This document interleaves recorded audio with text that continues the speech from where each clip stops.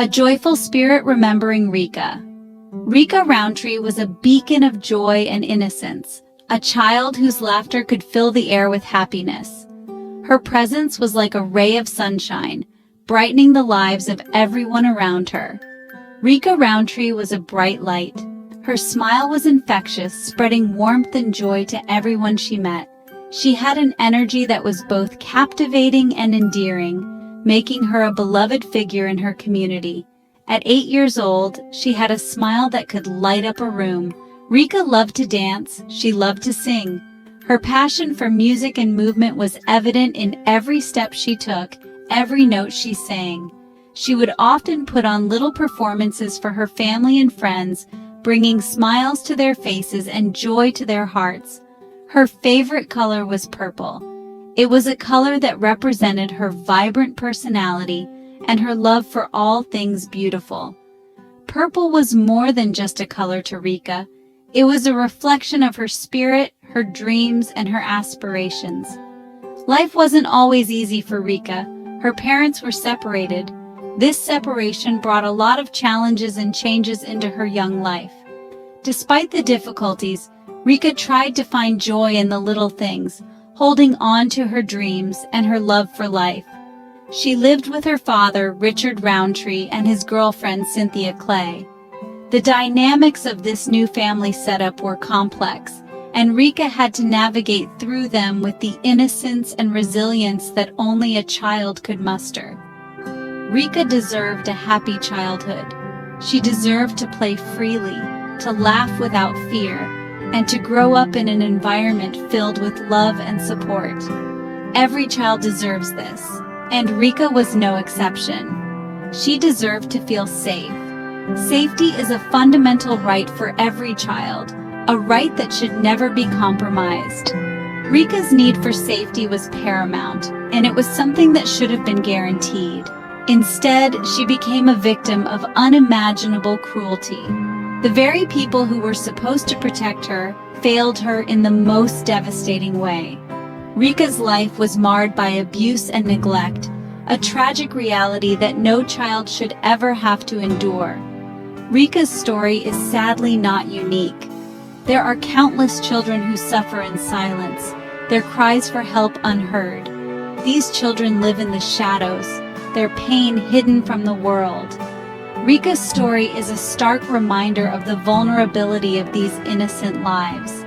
It is a tragic reminder of the vulnerable children who suffer silently. We must remember Rica. We must honor her memory by acknowledging the pain she endured, and by vowing to protect other children from similar fates. We must fight for justice for her and countless others. Justice is not just about punishment. It is about ensuring that no other child has to suffer as Rica did. It is about creating a world where children are safe, loved, and protected. And we must demand better from our systems that are designed to protect our most vulnerable. These systems must be held accountable, and they must be reformed to ensure that they truly serve the best interests of the children they are meant to protect. Rica's story is a call to action, a plea for change, and a reminder that we must do better for our children. Warning signs, a mother's intuition, and teacher's concerns. The story of Rica is a heart-wrenching tale of a mother's desperate attempts to protect her child and the systemic failures that allowed her cries for help to go unanswered. Rica's mother, Antionetta Rountree, knew something was wrong. She had always been attuned to her daughter's emotions and behaviors. When Rica started to change, Antionetta's intuition screamed that something was amiss. She noticed changes in Rica's behavior. Rica became withdrawn. The once vibrant and cheerful child now spent her days in silence, her eyes reflecting a sadness that no child should ever have to bear. She was afraid to go back to her father's house. The fear in Rica's eyes was unmistakable, and it broke Antionetta's heart to see her daughter so terrified. Antionetta tried to alert the authorities. She made countless phone calls, each one more desperate than the last, hoping that someone would listen and take action. She contacted the Department of Children and Family Services. She expressed her concerns. She detailed the changes in Rica's behavior, the fear, the withdrawal, and the injuries that were becoming more frequent. But her pleas seemed to fall on deaf ears. Each call ended with promises of follow-up that never materialized, leaving Antionetta feeling helpless and alone in her fight to protect her daughter. Teachers at Rica's school also noticed a change. Rica had bruises. She had injuries. The educators, who spent hours with her each day, saw the physical evidence of her suffering and knew that something had to be done. They reported their suspicions to DCFS. They hoped for intervention. They filled out reports, made phone calls, and documented every sign of abuse, hoping that their efforts would lead to action. They wanted to protect Rica. The teachers' concern for her well-being was genuine and heartfelt. They provided her with as much comfort and support as they could within the confines of the school. However, the system failed to act decisively. Despite the mounting evidence and the growing chorus of voices calling for intervention, the response from the authorities was woefully inadequate. The missed opportunities to intervene haunt us. Each day that passed without action was another day that Rica remained in danger, and the weight of those missed chances continues to linger in the hearts of those who tried to help. Unspeakable cruelty. The horror Rica endured. Behind closed doors, Rica was living a nightmare. Cynthia Clay, her father's girlfriend, subjected her to horrific abuse. The details are difficult to hear. The details are difficult to comprehend. Rica was beaten with belts. She was burned with hot irons. She was starved and deprived of basic necessities.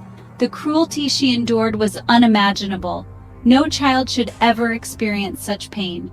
The brutality inflicted upon Rica is a stain on our collective conscience. We must ask ourselves how this could happen. We must demand answers. Justice served, the trial and convictions. This chapter delves into the intense and emotional trial that followed the tragic death of young Rica Rountree. The courtroom became a battleground for justice, where every detail of the case was scrutinized. Cynthia Clay was arrested and charged with Rica's murder. The arrest marked the beginning of a long and arduous legal process, one that would uncover the dark and painful truths behind Rica's untimely death. The trial exposed the horrific truth of Rica's suffering. Witnesses took the stand, recounting the unimaginable abuse that Rica endured.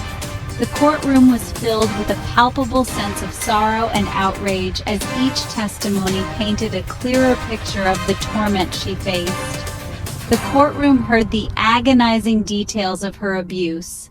Each piece of evidence presented was a stark reminder of the failure to protect an innocent child. The emotional weight of the testimonies was evident on the faces of those present, including the judge, who listened intently. The jury found Cynthia Clay guilty.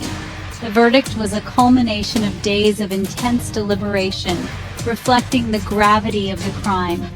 The courtroom erupted in a mix of relief and sorrow, as justice for Rica was finally within reach.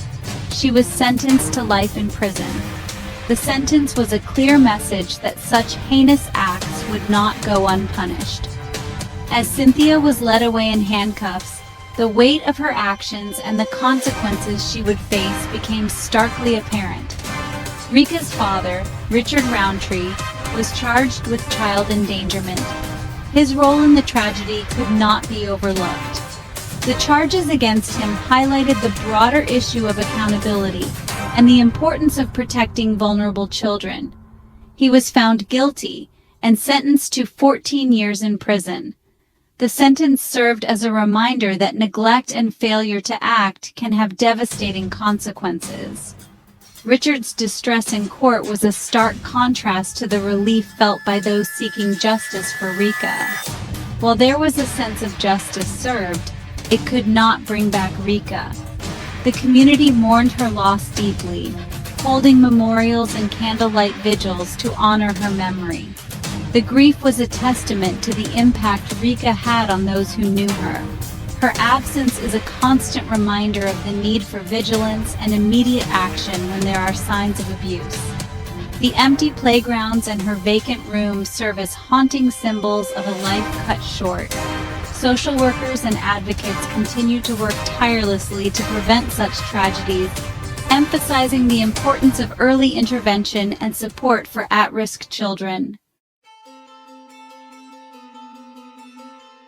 Section 5. A systems failure, examining the cracks. Rica's case exposed glaring flaws in the child welfare system. There were missed opportunities, there were ignored warning signs, there was a lack of urgency in responding to the reports of abuse. The system failed Rica, the system failed her mother, the system failed all of us. This tragedy forced a reckoning. It demanded a thorough review of child welfare protocols. It demanded better training for caseworkers, and it demanded improved communication between schools, families, and child protective services. Section 6. A Mother's Fight, Keeping Rica's Memory Alive. Antionetta Rountree has shown incredible strength. She channeled her grief into action. She became an advocate for child welfare reform. She established the Rica Rountree Foundation. This foundation is dedicated to preventing child abuse.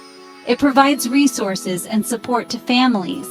It works tirelessly to ensure that no other child suffers Rica's fate. Her unwavering commitment is an inspiration. She turned her pain into purpose.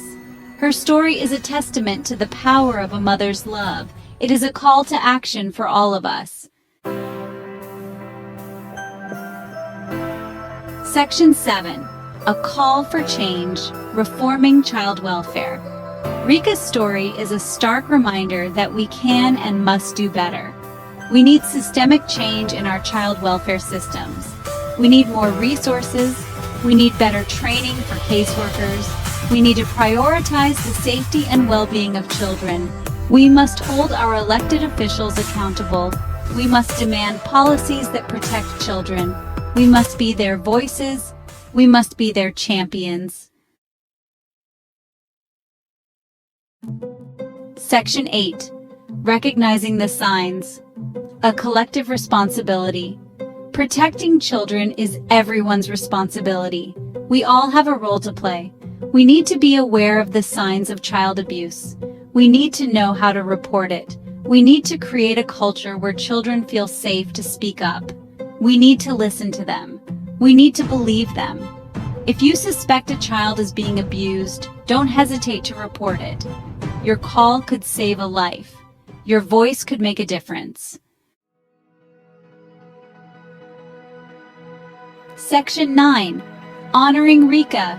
Every child deserves protection. Rica Rountree should still be with us today. She should be dancing. She should be singing. She should be living a life full of joy and promise.